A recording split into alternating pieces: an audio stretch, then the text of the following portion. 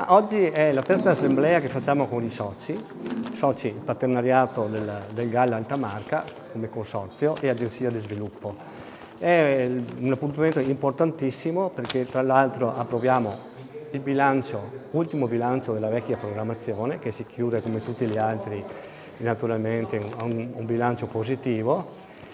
e quindi determina la fine della vecchia programmazione e parte con l'Assemblea la nuova programmazione che poi ci porterà alla selezione regionale dei GAL entro agosto.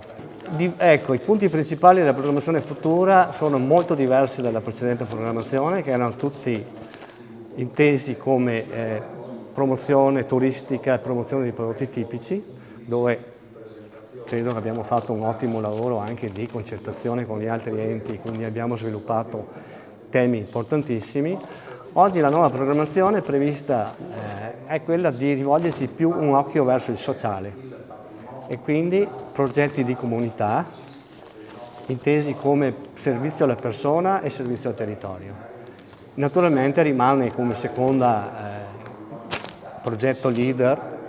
il progetto sui prodotti tipici da filiera del cibo. Allora, oggi con la presenza del notaio andiamo a modificare lo statuto, in particolare la durata della società. Dal 2023 viene portata al 2035 perché il GAL può candidarsi anche nella nuova programmazione leader e presenteremo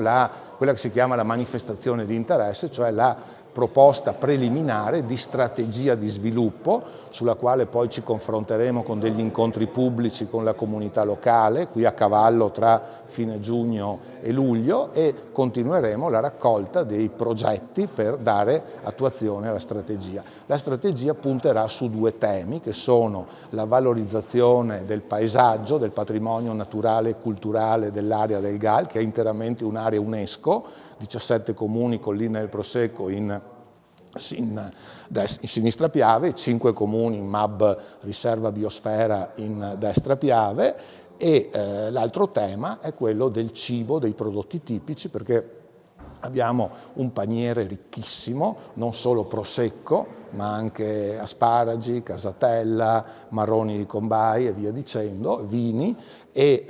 57 prodotti tipici tradizionali e 12 piccole produzioni locali. Quindi la logica è bellezza, paesaggio, UNESCO e buon cibo, i prodotti tipici di qualità del nostro territorio, con progetti di sistema, con progetti innovativi che valorizzino appunto questi valori eccezionali che ha il nostro territorio. Sì, sicuramente è una realtà importante, il territorio ha bisogno di figure che si mettono in gioco e cercano in tutti i modi di recuperare fondi per permettere lo sviluppo appunto del settore agricolo su questo territorio che ne ha molto bisogno. Assolutamente è un aspetto fondamentale. Il turista quando viene da noi vuole appunto mangiare, usufruire del territorio e la cosa migliore appunto è mangiando e bevendo. Quindi spingere sull'ambito agricolo è sicuramente una chiave vincente.